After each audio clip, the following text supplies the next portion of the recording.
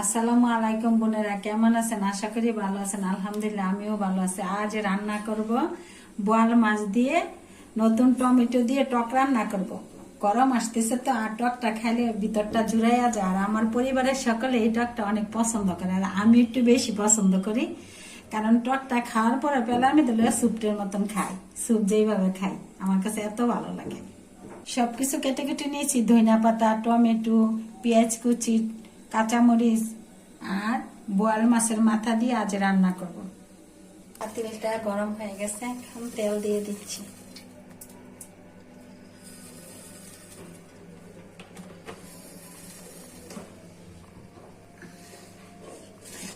তেলটা গরম হয়ে গেছে, এখন পেঁয়াজগুলো দিয়ে দিচ্ছি।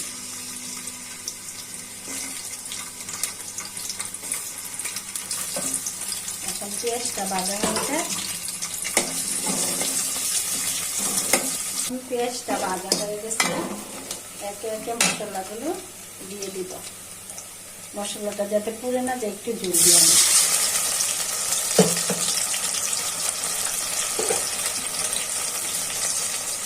দিয়ে দিচ্ছি রসুন বাটা পরিমাণ মতো।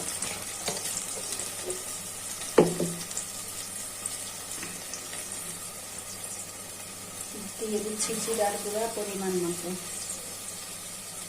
দিয়ে দিচ্ছি হলুদ গুঁড়া পরিমাণ মতো।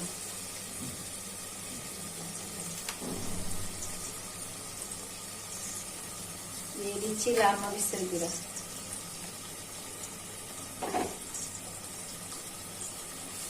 দিয়ে দিচ্ছি স্বাদ মতো লবণ। এখন দিয়ে দিচ্ছি ফালি করা কাঁচামরিচ।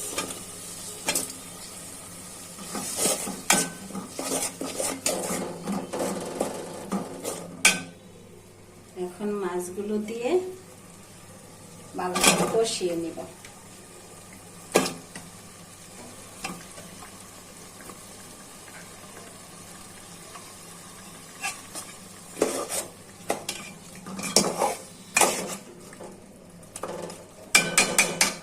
এখন ভালো করে কষানো হয়ে যাক, দেখে দিচ্ছি মাছটা। দেখি কষানো হয়েছে, অনেক সুন্দর কালার হয়েছে। কষানোটা দেখি মাংসটা সিদ্ধেছিল, গড়িয়ে গেছে।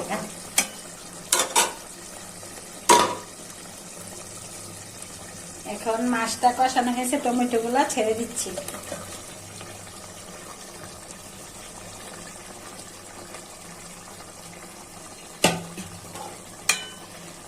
এখন টমেটোটা নেড়ে চেড়ে দিয়ে দেব। এই যে মাছ কি সুন্দর সিদ্ধ হয়েছে।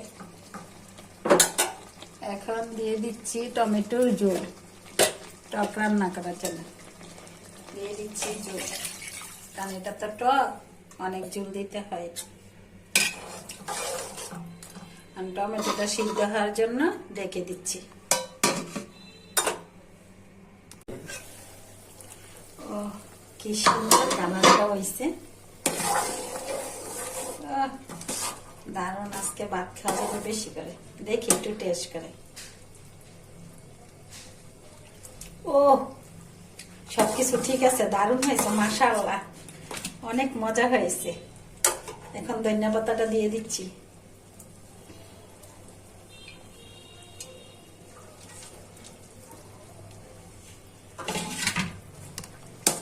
ধনিয়া পাতা দিতে দিতে কি একটা ফ্লেভার আসতেছে ধনিয়া পাতার।